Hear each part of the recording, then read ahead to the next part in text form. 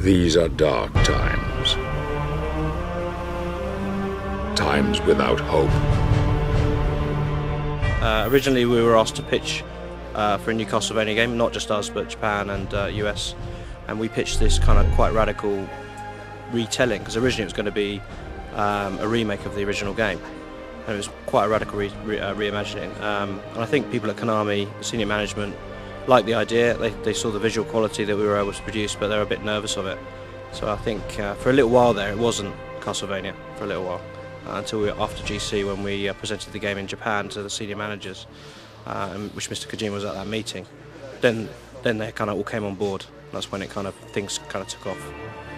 Well, Gabriel is investigating a dark spell that's been cast around the world, which stops the souls of the dead from leaving.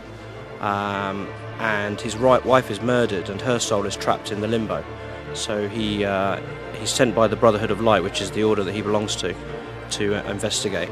And during his investigations, he finds out that each of the Lords of Shadow holds a piece of a holy relic called the God Mask.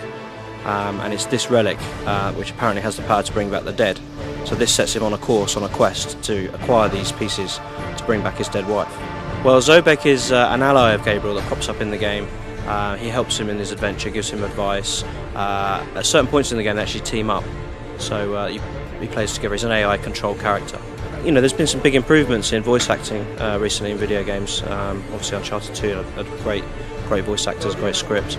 And I think, you know, in order for us to tell a believable story, and a story that's going to have an emotional hook to the player, which is something I really wanted to do. You know, I want players to play this game, but I also want them to feel something when they play it. We needed to have high caliber voice actors, and we wanted to deliver a game that had gravitas, that was serious.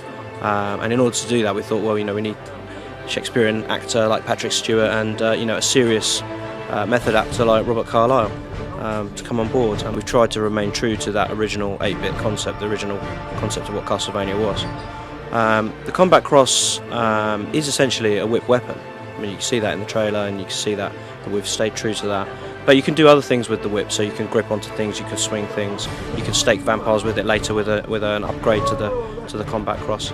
And it's really the essential weapon of the main character. We have 4 secondary weapons that the player can use in addition to the whip. Holy water and daggers are something we've spoken about already.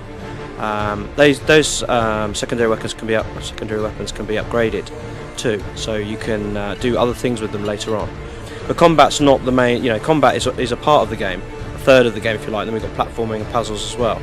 So, you know, our combat engine provides players with a fast, kind of strategic way to play, which I think is different to a lot of other sort of hack and slash games that are out there right now.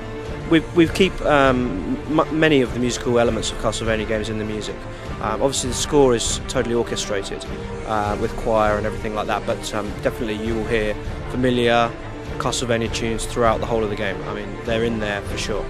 Most of the enemies in the game are from previous Castlevania games, but we've redesigned them so they fit into the world that we've created. So yeah, you're going to see very familiar enemies, and you're going to see enemies that aren't familiar, but there are a few new ones. But essentially, yeah, it's going to feel very Castlevania-y, and I'm pretty sure that fans, when they see the game, they will feel right at home. Well, it's coming out on Xbox 360 and PlayStation 3. It's due later in the year, in 2010. We haven't announced the date yet, but we're going to have playable code at E3, and we'll be doing a big showcase of the game at E3, so hopefully everyone will get their hands on. It is my divine right to rule this earth.